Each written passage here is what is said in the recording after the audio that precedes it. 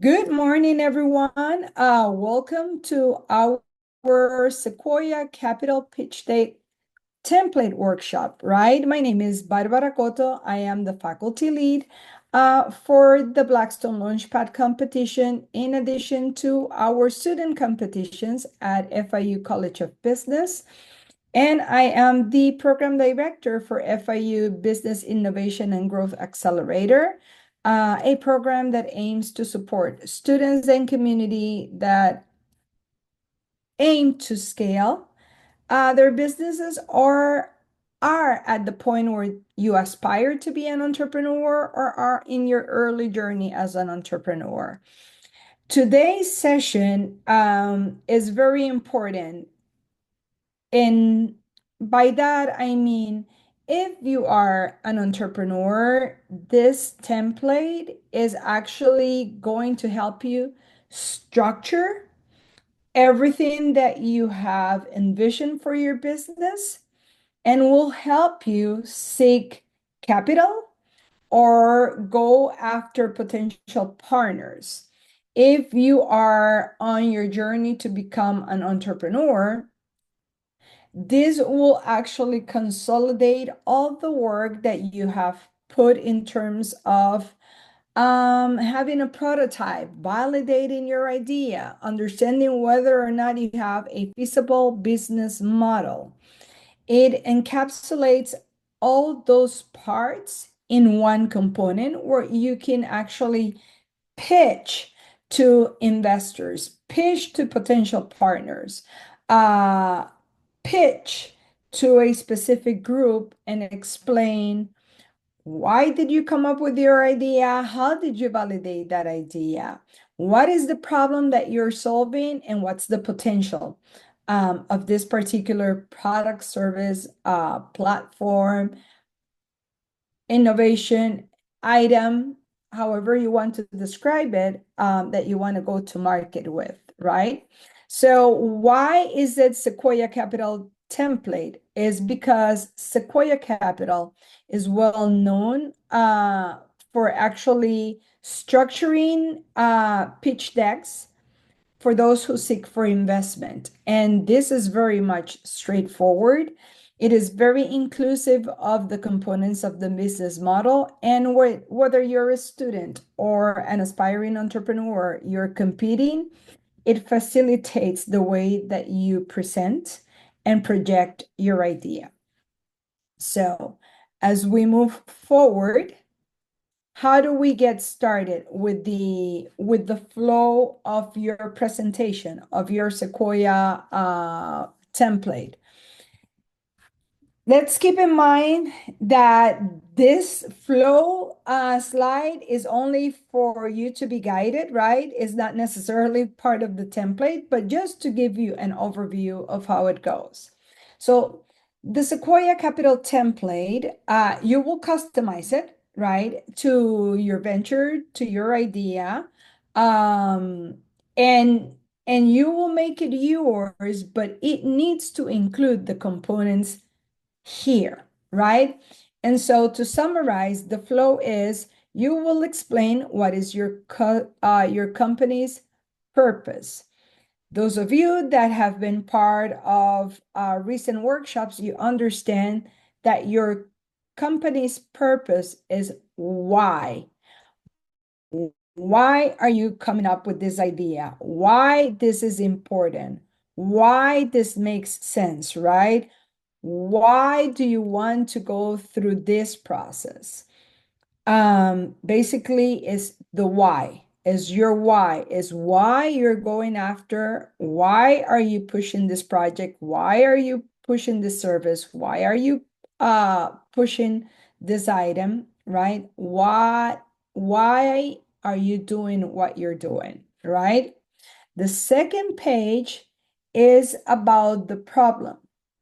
And the problem is the what. What is it that you're trying to solve? What pains are you trying to cure, or you're trying to bring in a solution so it's less painful, right? Then your third slide is about the solution, which is the how. How will you solve the issue, the problem that you identify for that particular community, for that particular issue? How is it that you pretend to resolve it, right? And why now? Why are you coming up with this solution now? Why do you think that this is the right time? Why it is important that this solution goes to market now? After that slide, you will go into your market size, which I will explain further. Then you will have your competition component, right? So you will be able to explain what is the product, the service, the platform, the app that you're offering, how it's its functionality, what problems it comes to solve. You will have that space to showcase. And then you will go more in depth about the product, and you will explain what will be the profitable business model for this particular idea. You will introduce your team. For those of you that initially are aiming to pitch solo, then you need to make sure that you have designed the structure to be filled if you are the winner of this series to form your team and move things forward. If you come in with your team already to the competition, then that each of you have a specific role within the project. And last but not least important, the financials, right? So that's the flow of the Sequoia Capital template, right? Let's get into it a bit more. So as I had mentioned, your company's purpose is defining the company, is defining the business in a single declarative sentence. In other words, it's about your value proposition. Those of you who have done some sort of research or have taken courses or have taken workshops as to how to address entrepreneurship, this will be that one core sentence, which is the heart of everything that you will be doing, that explains what is it that you do.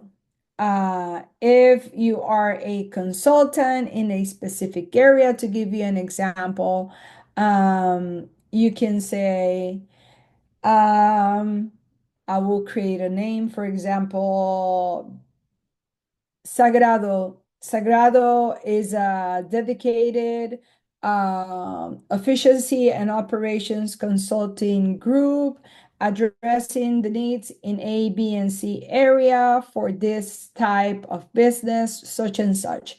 It needs to be declarative, it needs to be clear, it needs to be specific. It cannot be wide open.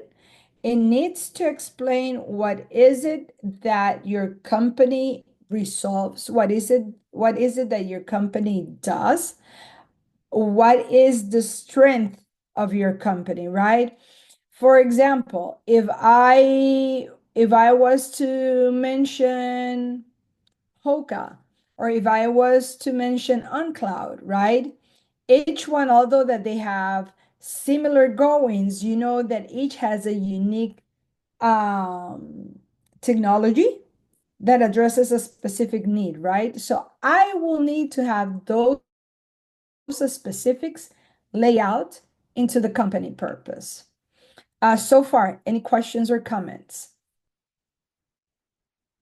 All right, let's continue. So the next page or the next slide in your deck is going to be the problem. You will need to describe the pain of your potential customer, all right? Or the customer's customer if you're doing business to business. In this case, the majority of you, my understanding is that you're going business to consumer, and by business to consumer, you need to identify the pain of the customer. So what is the pain that the customer has expressed to you? What is the pain that you have identified in a community, larger group of people, not your pain, but the pain of a broader group. What is that pain? What is that issue that is constant, that has no solution, that no one has found a solution, that the out that the customer, your potential customer, has expressed and you have identified as an opportunity, right? Because when we are coming in with solutions, we are human centric. We are doing human centric design. Therefore, we are coming in with the solution for a pain or a need of a specific group that is bigger than ourselves. So we need to outline how the customer addresses the issue today. For example, you have a community that lacks, right, access to water. And the problem could be that they are elevated, the community is sitting at an elevated surface, and the gravity um, restricts water flow, and therefore they get very limited amounts of water with no pressure. Two is because there is lack of treating plants nearby, or there is a need for infrastructure, and they are claiming that they want to have a feasible system where they don't have to depend on water reserves in order to have water in their homes, right? You're looking to outline how the customer addresses the issue today. Questions or comments? Let's continue. So let's talk about the solution, right? You are the one who is coming in with a potential solution to their problem, to the need, or how they outline their needs, right? So you need to demonstrate that your company's value proposition. Remember when I open up the flow of components for this presentation and we talk about the company's purpose, I mentioned that the company's purpose is the company's value proposition, right? So the solution demonstrates your company's value proposition to make the customer's life better. What you offer, whether it is a product, service, platform, comes in to make a group of people who potentially will be your customers' life better. You need to show where your product physically sits, if it's a product itself, right? If it's a service, where does it fit? If it's a platform, what is your target or demographics that will be able to have access to be able to download, to manage, right? And provide use cases. In other words, applicable cases. So if you're telling me that you are coming in with a phone that is very much designed for the visually impaired, right? We need to understand the functionality and how accessible, feasible, and how will be the how to manage for the visually impaired. Then we continue with why now, right? Why are you coming with this solution now?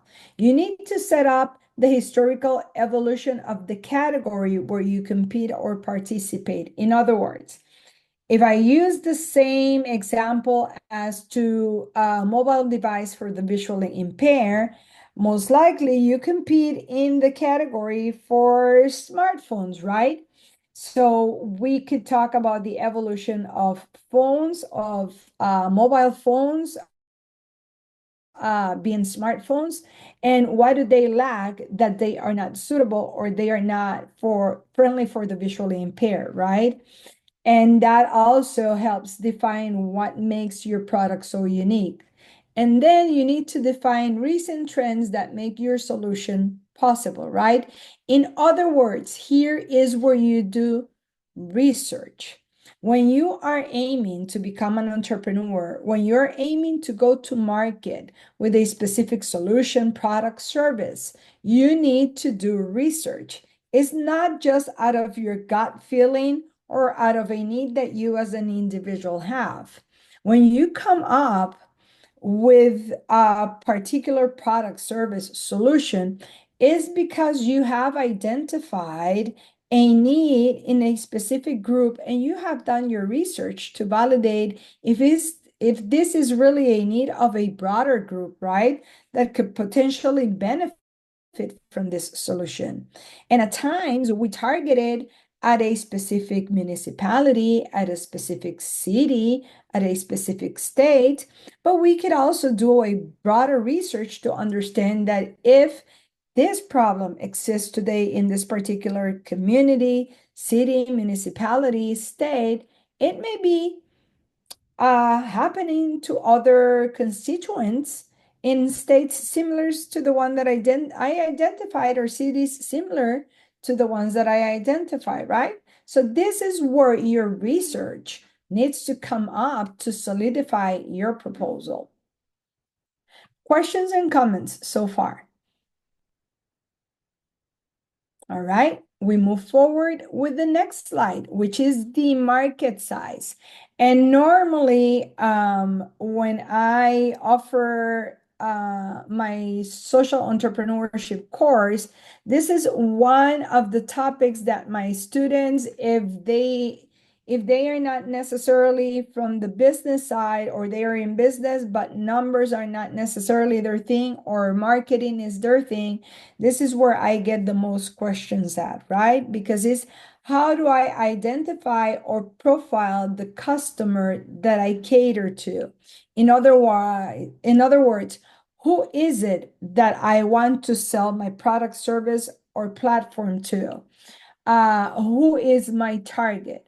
Is it a female professional that is within the ages of 18 to 35 who has a pocket size of no less than $50,000? That it is located at a specific city, right? Or is it that I can actually tailor to men and females within that same age range, right? And I can actually lower my pocket size or actually higher up my pocket size, right? That's identifying the customer profile, understanding what are their habits, what are their needs, but also understanding the industry that we are getting into. And once we do understand that, which normally that is called defining your customer persona. When you define your customer persona, you are able to understand who are you catering to, or whether you have to adjust who are you catering to based on your research. Then you can, having a well-defined customer persona, you can move to calculate your TAM, your SAM, and your SUM. So what does that mean? In business, TAM stands for total addressable market, which is the maximum revenue a company could earn if it had 100% of the market share for that particular category. Is also known as your total available market. Why TAM is so important? It helps businesses evaluate their market potential. It assesses the revenue opportunities. It helps you strategize, right? About decisions on how to go to market, growth, how to address competition, and how are you going to do your market entry. It also helps you to prioritize your customer segments, your products, and business opportunity. And last but not least, it also helps you identify how much funding or resources you need to invest in order to move your product or new products or lines or services moving forward. So how is it that it's calculated? It's calculated by multiplying the average revenue per customer by the total number of the potential customers, right? Is a relationship that you have with market terms, right? And this is very important to understand because we are not telling you go ahead and calculate it nationwide, right?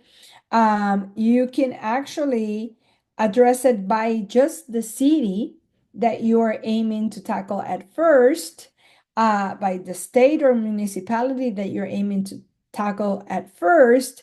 And if the data by any chance is not available at digital platforms, you can take the nationwide overall, take the amount of population, right? Within the specific city or state that you're aiming to go to market that is within the age range that you're targeting. And you can actually fractionize to calculate the amount based on that, right? And don't you worry, I'm explaining this top level, but there will be a session next week that is going to explain how to calculate it, and you will get a template that will help you simplify the calculations as well. Then we move into the serviceable addressable market, in other words, the SAM, which is a portion of the total addressable market that a company can reach, and that's relevant to their business, which is exactly what I just explained to you on how to calculate. You're going to take just that basically target or customer personas demography and range and the amount of that population, and that's the one that you will consider for your serviceable addressable market. And then you will go with your serviceable obtainable market, which is the portion of the SAM that a company reasonably capture. All right, so I have a question from Leticia. Can you repeat how to calculate it? What is being multiplied? But I see you're all okay, thank you. All right. But I think that is good for me to go back and summarize. So remember that we are talking about your customer persona. When we talk about your customer persona is who are you targeting? So as I mentioned, I could target females between the ages of 18 all the way to 35 that make less than $50,000, right? That is my addressable target. That being said, where are they located? Let's just say that they are located in Doral, Florida. All right, so in Doral, Florida, they are located. If I go and search in the census, in the bureau, it will say that I have, give or take, probably about 50,000 females that meet that criteria, right? Then those 50,000, right, are my serviceable addressable market.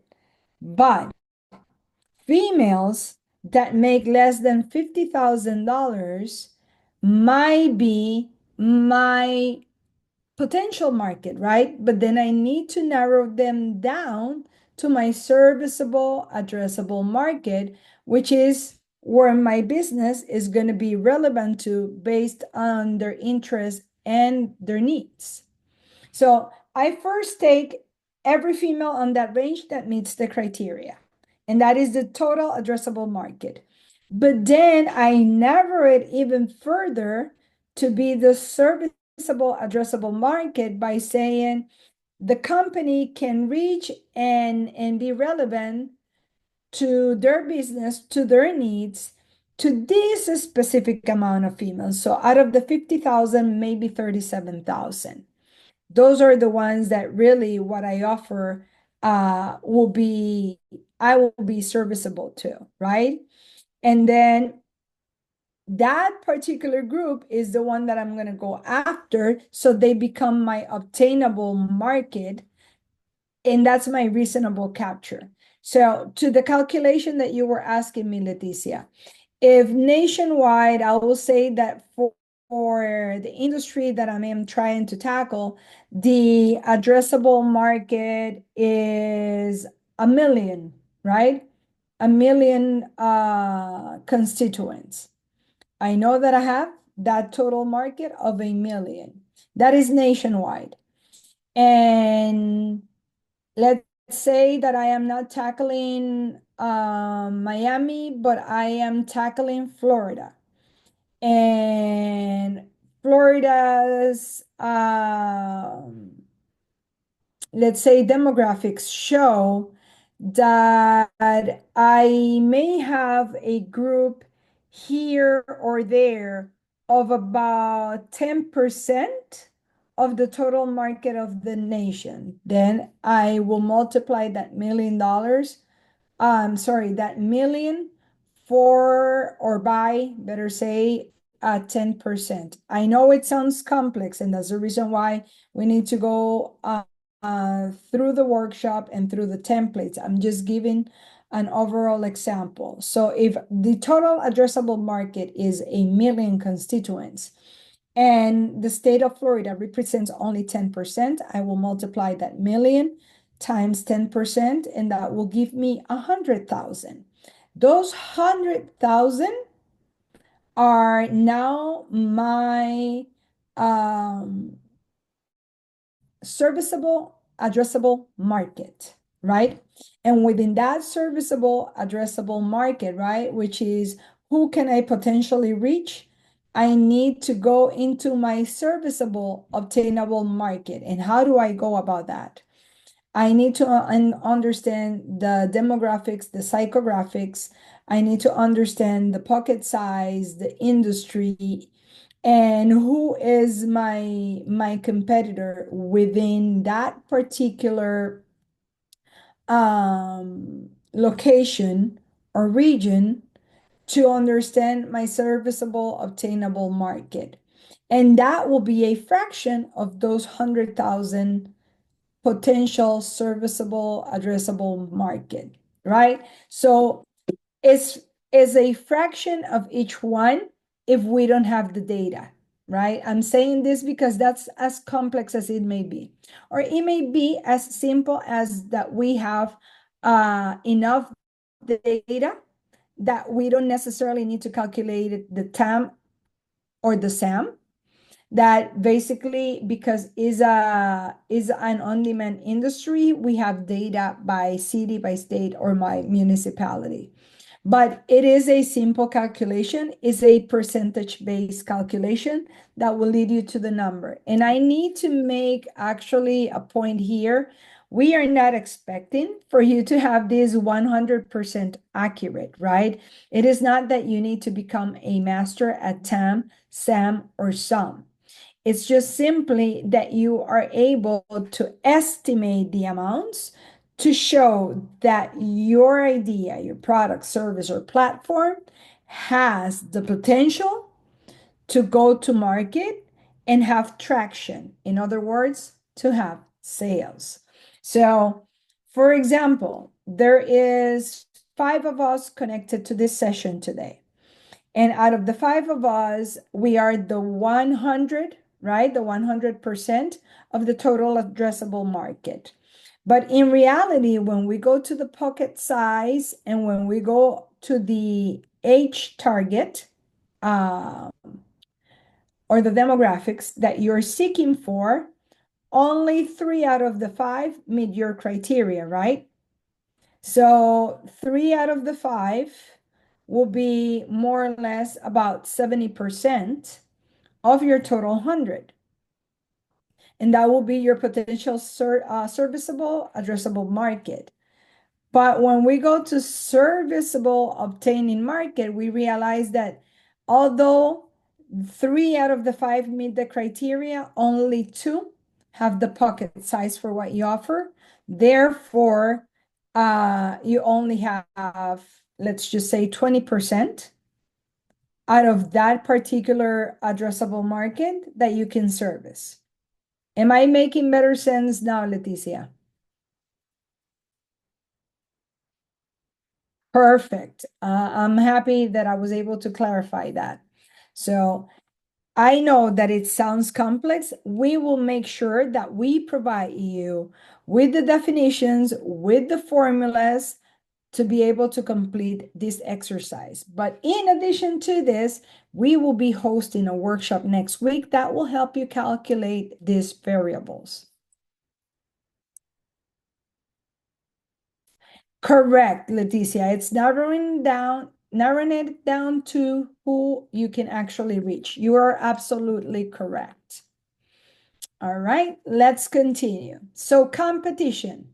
We will need to list the competitors in the category and in the industry that you're aiming to get to market to, and list their competitive advantages and your competitive advantages. And I want to make a disclaimer here. This is a disclaimer. When you list your competition, your competitors, and your value proposition, you never diminish, you never put down or speak wrongfully about your competitor. What does that mean in simple terms? Your value proposition cannot come up to say, I'm better than my competition because I have this set of values, or because I have this technology, or they lack values and ethics. No. You focus on your advantages, on your use of technology, and your expertise, your mastery. Same when you're listing your competitors' advantages and yours. You focus on your strengths. You focus on what makes you unique and in what makes them unique.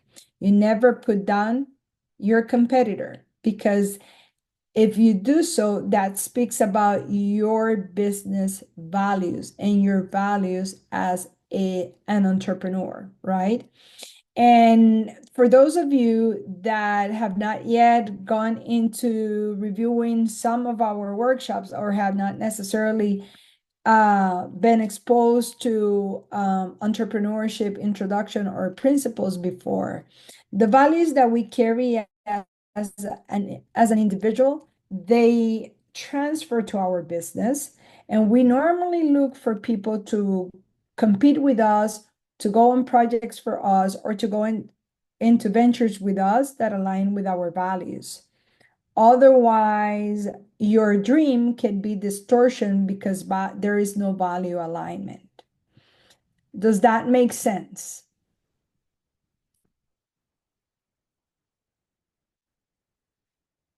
I'm assuming that yes. So we will continue.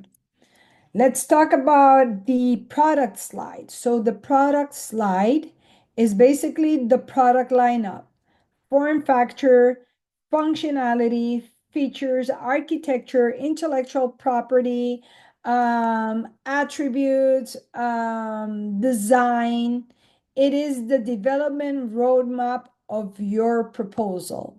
If you're offering a service, what is the development roadmap for those services? And how can, in your vision, vision equals your future, your growth, what you are going after. How will that development roadmap will look like, right? And for this instance, if you have a service, if today you're offering graphic design because that's your mastery, a year down the road, you will actually have business partners that will help you expand your portfolio of services to web design, blog design, right? Product management, or social media. That is part of your development roadmap because you are building your consulting firm, right? If you're going into product, let's say that today you come up with a prototype for a particular tire, right? That could potentially be 3D printed.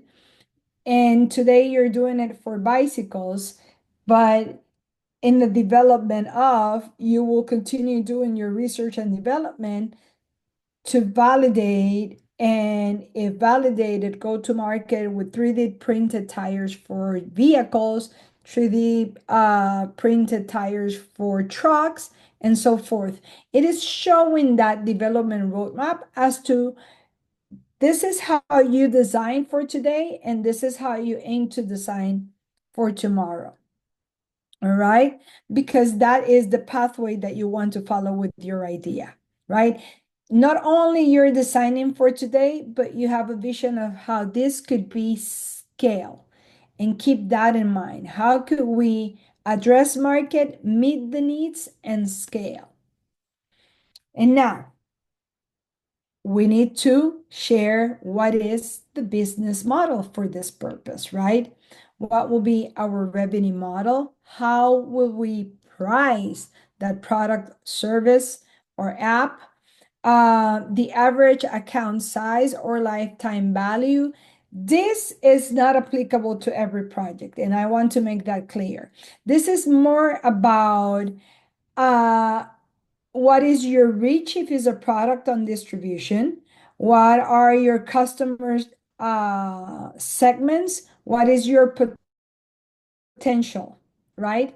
Which ties in with your sales and distribution model. Because when we talk about distribution models, is strictly tied to your channels. I'm letting a student in. Then we talk about the customer and the pipeline list, right? So with our customers, when we talk about segments, we talk about who is our product, service, or platform addressed to on one end. And then on the other end, we talk about the channels, which is the vehicle or the way that we do distribution of our product and service, right? And we either do it directly, so it's business to consumer, or we can do it business to business. And that relationship we need to define so we can understand if our relationship is with the end user or our relationship is with the actually I will say with our third party, which is with another business who manages the channel for our end user to come in and access the product, right? And we need to have that pipeline list. I'm going to give you an example. Today, you go to the grocery store and you see cereal bars, you see snacks, and potentially you could also go into the fridge aisle and you will see yogurt, whipped cream, butter, cheese. At times, there is one distributor that comes in and supplies multiple items, multiple brands, right? At the grocery store. That particular distributor specializes in a particular outlet. It might mean that they only service grocery stores or grocery stores, convenience stores, or grocery stores, convenience stores, neighborhood stores, and dollar stores. They have a customer pipeline, right? Well, similar to what they do, we have to define who potentially may be our customer pipeline in the city, municipality, county, or state that we are aiming to go to market. Questions or comments so far? All right, let's continue. Then the team, right? So the team, and I want to emphasize on this one because I've seen it happen before in some competitions. The team is not solely those of you who are competing, those of you that are working with the idea, or those of you that are coming in for this particular project. And I want to make that clear. Yes, you have a strategic specific positioning, but what we need to make sure is that we portray who the founders are, which in this case are those of you competing or those of you aiming to go to market with your commercial idea. But you also need to show What will you need in order to have operational efficiency? In other words, what roles will you need to fill in for this business model to be functional?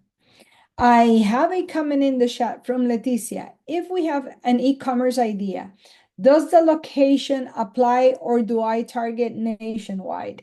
The location applies. That's a very good question, Leticia.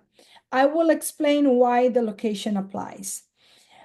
The reason why the location applies is because you need to have a beta, right? You need to have a test market and you need to get or build a customer relationship.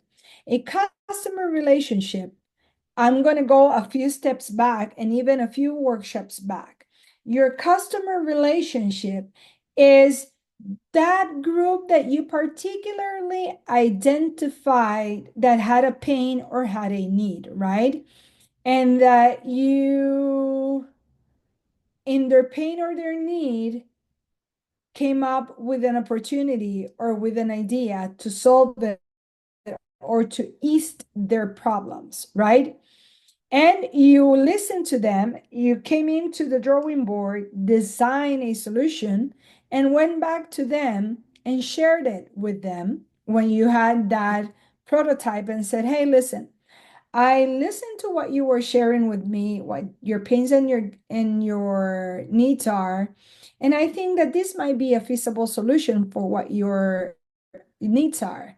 They will provide you feedback and they will tell you whether it will potentially be a solution or not. And you will go back to your drawing board to make sure that you meet their needs. And they will potentially be your first customers, right? Being your first customers, they will give you the opportunity. They will be the first one to provide you traction or sales. And they will provide you the feedback if you listen to their needs for you to go back to the drawing board and expand your services, expand your offering on your platform, and they will develop a loyalty with you because you listen to them, right? And you always need to keep them in mind and to listen and to consider them because they are the foundation of your customer relationship. So if you're targeting a specific demographic in a specific group, you will learn from them and then you will be able to do your research. Remember that we spoke about that on a few slides before. And with the feedback that you receive, you will be able to first target the next similar community that may have similar pains or needs, and you will be able to complete distribution with your first community before going to the next one, right? You see at times, I'll give you an example. You see that every 6 months or so, we see a TV commercial with a new shampoo line, with a new treatment line, for females with a new lipstick, with a new technology or whatnot, right? That comes up because there is that sense of innovation needed by categories, right? But there is also research that has taken 5 to 10 years saying that the needs of a specific group will grow, will continue to be there, although there are products that may help them but not completely solve their issues. They come on board that way. But you won't see a TV commercial unless that particular line of product has reached 70% of their distribution. More or less, that is their equation. Therefore, you focus on one market first. And when you have reached that 70% of your distribution, then you're ready because you have enough distribution, feedback, and customer relationships to go into your next market. Does that answer your question, Leticia? Perfect. So we are good. Let's continue, right? So lastly, the financials. And you will see the notes. I was very intentional to make sure that I included what is required and what is not required. You will need a P&L to portray what potentially will be the financials and the outcomes, and when will you be breaking even and when will you be making profits, but also as to what's the type of investment that you will need to move your idea forward, right? That P&L, you won't be require a balance sheet, you won't be require a cap table, you won't be required the deal. All you will be required is basically your P&L. And with that P&L is your profit and loss, right? So if you're investing because it's technology, I will use your example, Leticia. If you are investing on your business and you need to do the platform development for e-commerce and you're not using a sub outlet like Etsy or any other of the platforms that you can use today for commercial transactioning, then for example, you invest on developing that platform, right? And that comes out of your initial capital. And you might show losses at first because your income generating is not going to be at the speed early on versus your investment, right?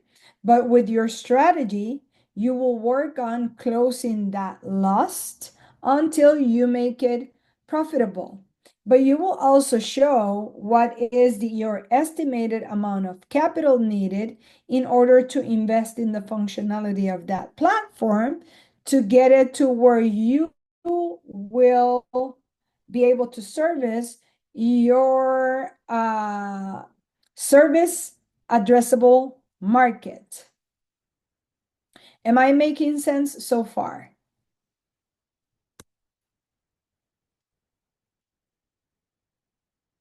Perfect. So in the financials piece, we are not going to be asking you for a balance sheet, for a cash flow, a balance sheet, a cap table, or the deal. Simply is going to be your cash flow. Cash flow is because if you're putting an investment out of your pocket, you need to show what was your original investment. If you're getting partner funding, you will need to show the entry as well, right? As to what is your cash flow. And the cash flow will show that potential investor alongside with your P&L, whether or not there is a risk on investing, high or lower risk, if the idea has the potential to grow, turn around, and meet their commitments within the first 3 to 5 years, that will invite them or make it more appealing to invest in your idea, especially on an idea like yours where is an e-commerce. Matthew, any questions or comments? Because I know that you came in at last. No, I'm okay. Sorry for being late. Work got in the way. Don't worry.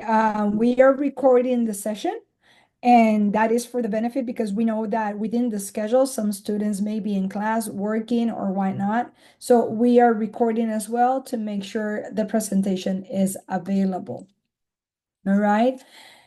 Now, to recap, we have to make sure that we have well defined what our value proposition, what our purpose is, and that we work on the exercise of understanding that we are not designing because it's our feeling, our gut feeling, our need is that we have heard multiple people, a group of humans, claiming that they have similar pain, claiming that they have a similar problem, and we have come up with an idea to design a solution or a potential, let's say, treatment to their pain, right? And with that, basically, that summarizes what your Sequoia Capital template it includes, right? What it is required for you, whether you are going out to pitch to potential investors or to potential partners, or in this case, you are actually competing with your idea for the student sprint challenge. This will define what you're coming in to offer and how you're intending or how feasible your idea is.